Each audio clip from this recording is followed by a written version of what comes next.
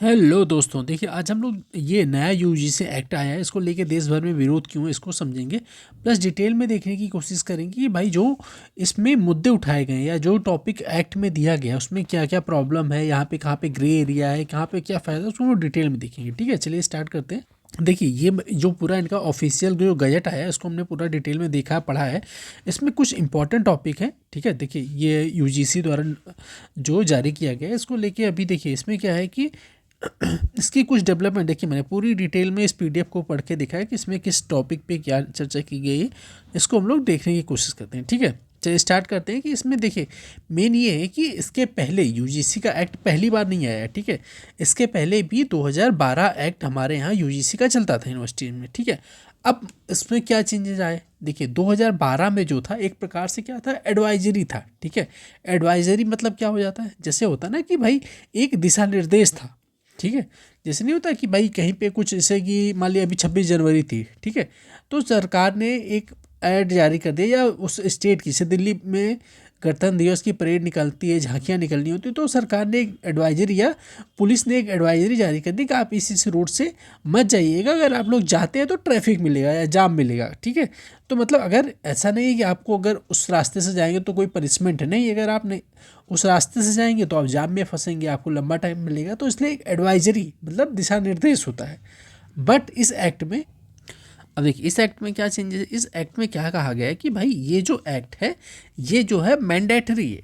ठीक है, मैंडेटरी मतलब ये है कि आपको इसको हर पूरे ऑल ओवर इंडिया में लागू होगा और इसको आपको लागू करना ही करना है। ठीक है, यहाँ पे है कि ये भारत के सभी उच्च संस्थानों में लागू होंगे। तो पहले तो यही है कि मैंडेटरी आपको लागू करना ही करना है। ठीक है, और अगर जो लागू नहीं करता है उसके लिए भी हम लिखेंगे क्या पनिशमेंट क्या किए। ये आधिकारिक राजपत्र में प्रकाशन तिथि से प्रभावित हो, मतलब ये गजट में इसको प्रकाशित कर दिया उसने प्रभावी हो गया। अब उद्देश्य इसका क्या है, इसका इसमें देखिए धर्म, नस्ल, जाति, लिंग, जन्म स्थान है, दिव्यांगता के आधार पर वही अनुसूचित जात, अनुसूचित जनजात, सामाजिक शैक्षणिक रूप से पिछड़े, आर्थिक रूप से कमजोर वर्ग, दिव्यांग अथवा इनमें से सभी सदस्यों को भेदभाव उन्मूलन करना, और ये सब जो चीज़ें हैं। ठीक है, अब देखिए परिभाषाएं क्या है। अब देखिए इसमें जो परिभाषा है कि भाई ये 56 के अधिनियम के थ्रू पीड़ित व्यक्ति के अर्थ ऐसे व्यक्ति से होगा जिसके पास इन विनियमों के अंतर्गत शिकायत से संबंधित या जुड़े मामले में शिकायत का अधिकार हुआ। पीड़ित व्यक्ति अब कौन है, अब देखिए इस टॉपिक को लेके जो सबसे बड़ा मुद्दा उठा है, इस टॉपिक को लेके अब इसमें क्या है कि जाति आधारित भेदभाव का अर्थ अनुसूचित जाति, अनुसूचित जनजाति, अन्य पिछड़ा वर्गों के सदस्यों के विरुद्ध केवल जाति या जनजाति आधारित भेदभाव। ठीक है, देखिए अब इसमें क्या है कि इसके पहले, ठीक है, SC ST के लिए था ये एक्ट। ठीक है, SC ST के लिए, बट इसमें क्या है कि अन्य पिछड़ा वर्ग मतलब OBC को भी जोड़ा गया है। ठीक है, इसको लेके सबसे बड़ा मुद्दा है। ठीक है, अब देखिए एक्चुअली इसके पीछे का एक बैकग्राउंड है कि जैसे रोहित वेमुला केस हो गया 2016 में हुआ था। ठीक है, एक और केस हुआ पायल तवी नाम की मुंबई की लड़की थी, इनको भी SC ST इन सब पे बहुत मतलब देश भर में इसको लेके मुद्दे उठे, बवाल हुआ, और इस सुप्रीम कोर्ट ने सख्त निर्देश दिया कि भाई इसको लेके गाइडलाइन बनाई जाए जो कि कड़ाई से पालन की जाए। तो फिर एक कमेटी बनी, उसको चलते चलते अभी ये फाइनल उन्होंने ड्राफ्ट करके रिलीज़ किया। अब देखिए अब अन्य पिछड़ा वर्ग में क्या प्रॉब्लम है। ठीक है, अब देखिए इसको अभी या तो कि ये तो इसको अभी चलिए आगे देख लेते हैं और क्या क्या चीज़ें हैं, उसको फिर आके इस टॉपिक को डिटेल में समझते हैं। ठीक है, अब देखिए वही एक भेदभाव का अर्थ होगा नस्ल, जाति, लिंग, दिव्यांगता या किसी के आधार पर मतलब वही है कि किसी भी आधार पे, मतलब कि आपने होता कि कास्ट हो गया, ट्राइब्स हो गया, रिलीजन हो गया, ठीक है, रेसेस हो गया, बर्थ ऑफ प्लेस हो गया, किसी के आधार पे भेदभाव नहीं किया जाएगा। अगर होता तो उसके खिलाफ कार्रवाई की जाएगी। ठीक है, आपने भी देखा होगा कि बहुत ही अभी भी बहुत जगह हमारे यहाँ की भाई बर्थ ऑफ प्लेस को लेके बहुत सारे शब्द, जैसे नहीं होता, आपने देखा होगा कि नॉर्थ ईस्ट के जो लड़के लड़कियां होते हैं उनको लेके बहुत शिकायतों का सामना करना पड़ता है, या तंज लोग कहते हैं कि भाई डिफरेंट नामों से समझ लीजिए। ठीक है, और अब रेसेस, ट्राइब्स, इन सब को लेके होते रहते हैं इंडिया में। ठीक है, और स्पेशली कि जो यूनिवर्सिटी इन सब में रैंकिंग का जो इशू है वो बहुत ही बड़ा एक मुद्दा बनता चला जा रहा है, और बहुत लंबे समय से है, क्योंकि 2012 से सोचिए गाइडलाइन आई थी, तब भी उसमें इम्प्रूवमेंट नहीं हुआ था, तो वो चलते हुए आ रहा था।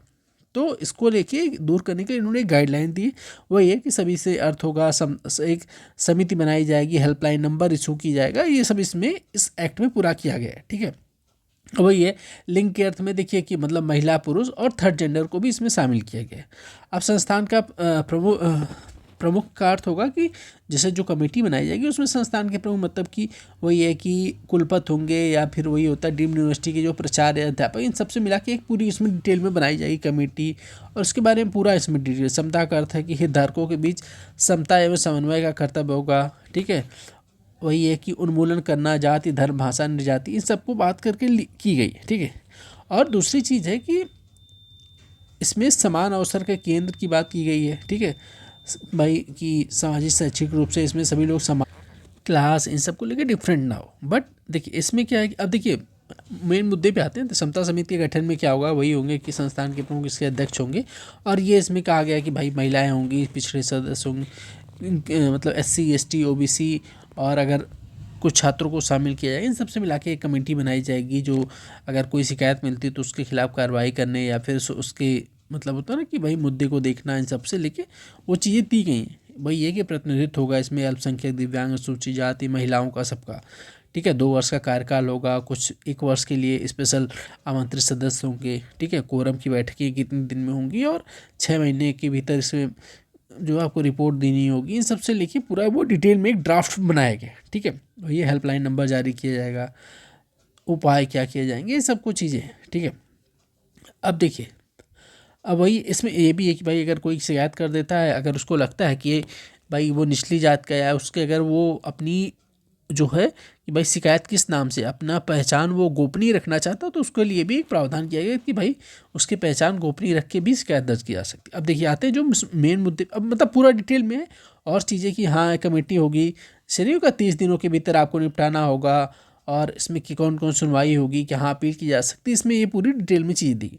बट मेन मुद्दा जो बवाल का इशू है कि इसमें देखिए कि एक तो पूरे ड्राफ्ट में आपने देखा होगा ना कि बहुत बड़ी बड़ी चीज़ें बात की गई और डिफिनीसन नहीं, मतलब कि बहुत सारे से ग्रे एरिया छोड़ दी गई। ठीक है, कि भाई इनको समान अवसर प्रदान किया जाएगा या फिर इनके खिलाफ भेदभाव। भेदभाव क्या हो गया इसमें, भेदभाव में ये डिफिनीसन नहीं कि भाई अब तो भेदभाव बहुत प्रकार से हो सकते हैं ना।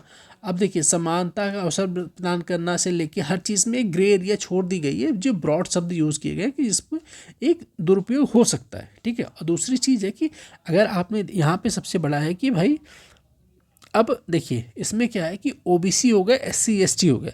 अब इसमें बस ये मुद्दा उठ रहा है कि आप एक बस कास्ट को जो जनरल है, ठीक है, उसको टारगेट किया जा रहा है। इसमें इस एक्ट में लोगों का कहना है कि भाई जनरल को टारगेट किया जाए, क्योंकि देखिए OBC अभी तक क्या होता था, अभी तक जो एक्ट में था उसमें बस SC और ST जो शामिल हुआ करते थे। ठीक है, अभी OBC जोड़ने से क्या हो गया कि लगभग आप देखेंगे तो लगभग 50% प्लस जो है 50% प्लस जो OBC जातियाँ हैं पूरी जनसंख्या में।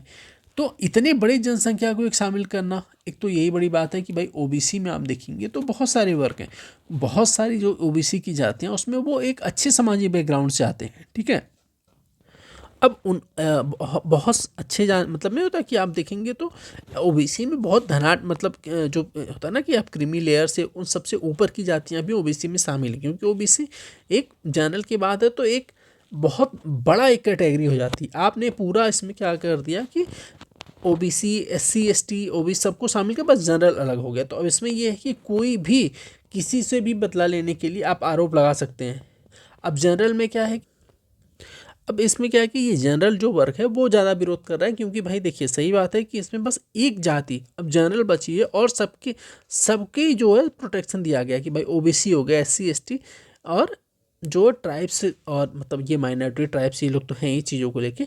तो बस ये जनरल इसमें मुद्दा वो बन रहा है कि भाई आप जनरल के खिलाफ इतने जो लोगों को प्रोटेक्शन दे रहे हैं, तो क्या केवल जनरल ही ऐसा है वर्ग जो शोषण कर रहा है लोगों का, ये लेके मुद्दा लोगों में बन रहा है। ठीक है, दूसरी चीज़ क्या है कि एक इसमें कि देखिए अगर आप इतनी बड़ी चीज़ों में आप एक तो ग्रे डिफिनीसन है। ठीक है, कि बहुत जगह ऐसे कि बड़े शब्दों का यूज़ किया गया, तो उसके खिलाफ क्या है कि कोई भी हो सकता है कि आपने किसी के, भाई जाहिर सी बात है कि OBC SC ST में हो सकता है कि जनरल से, जनरल में भी, क्योंकि जनरल के खिलाफ भी तो आपने देखा होगा कि बहुत सारे ऐसे लड़के हैं जिनको लेके एक जाति सूचक शब्द हो गया या फिर अरे तुम तो मांग के खाने वाले सुदामा के वंशज हो, ब्राह्मणों, ऐसे लेके चीज़ों को लेके बहुत सारे उनके भी खिलाफ जो है शब्द यूज़ किए जाते हैं। लेकिन क्या उनके प्रोटेक्शन के लिए क्या है, तो उसमें कोई बात नहीं की गई। साथ में ये कहा गया है कि अगर मान लीजिए कि किसी ने जो है भाई अगर आरोप लगा दिया, ठीक है, आरोप लगा दिया कि भाई इन्होंने हमारे जो है उत्पीड़न किया, या फिर कुछ ऐसे शब्द यूज़ किए चीज़ों को लेके। अब इसमें क्या है कि सफाई जिसने आरोप लगाया है उसको नहीं, जिसके ऊपर आरोप लगाया है वो अपना जो है पूरी सफाई अपने आप को निर्दोष साबित करेगा। इस चक्कर में क्या है कि उसको जो मानसिक तनाव से लेके पेपर से संबंधित इन सब को लेके, अगर किसी ने हमारे पेपर के टाइम पे किसी को ऐसे केस लगा दिया कि इन्होंने ये अब उसके खिलाफ क्या, उसको तो एक मेंटल टॉर्चर हो गया, उसको लेके चीज़ों को लेके वो अपना सफाई पेश करे, चीज़ों को लेके मुद्दे में कमेटी में जाए, फिर उस चीज़ों को लेके मतलब नहीं होता कि प्रोसेस बस एक के खिलाफ कोई आरोप लगा दिया तो पूरी, जैसे नहीं आपने दहेज उत्पीड़न में देख, उसमें भी यही था कि है बहुत सारे मिसयूज़ के भी केसेस आए कि भाई अगर किसी ने आरोप लगा दिया तो तुरंत उसको कस्टडी में ले लिया जाता था, और अब वो सिद्ध करे कि नहीं उसके उत्पीड़न नहीं किया। तो सेम चीज़ें यहाँ भी इस प्रकार से लागू हो रही। तो उसको लेके है कि भाई आपने एक जाति को लेके और सबको जो है एक एंटी बनाने की कोशिश की, तो इसको लेके मुद्दा उठ रहा है। प्लस साथ में क्या है कि अब देखिए साथ में ये ना कि अगर भेदभाव ये करिए कि भाई अगर किसी के भी जाति में, ठीक है, किसी को के खिलाफ भी जाति सूचक या फिर रैंकिंग या उत्पीड़न होता है, चाहे वो SC ST OBC हो, तो इसमें सबके खिलाफ कार्रवाई होनी चाहिए। लेकिन इसमें बस ये SC ST OBC को शामिल किया गया, और 2012 में जो एक्ट आया था उसमें SC ST था, बस OBC नहीं था। तो इसको लेके एक मुद्दा की जो चीज़ें उठाई गई हैं चीज़ों को लेके, अब इसमें देखिए बहुत सारे हो सकता है चांसेस कि भाई जनरल वाले, अब जाहिर सी बात है कि आप तो समानता लानी है, लेकिन इसको एक निगेटिव पॉइंट ये भी हो सकता है कि भाई हो सकता है कि अब जनरल वाले वो अलग यूनिवर्सिटी या फिर इन सब में अपना एक अलग गुट बना लें और अलग जाति वाले अलग बना के रहे, तो इससे एक भेदभाव भी और ज़्यादा डिवाइड हो सकती है सोसाइटी। तो इसको लेके बहुत सारे मुद्दे हैं, और बहुत सारे जो ग्रे एरिया छोड़ी गए हैं, जो लार्ज शब्द यूज़ किए गए उसके डिफिनीसन में भी कमी है कि उसको एक सटीकता नहीं दी गई कि भाई कैसे जो है इस शब्द का मतलब कि समानता है, समानता कई प्रकार से हो सकती है, अब इसको परिभाषित नहीं किया गया है।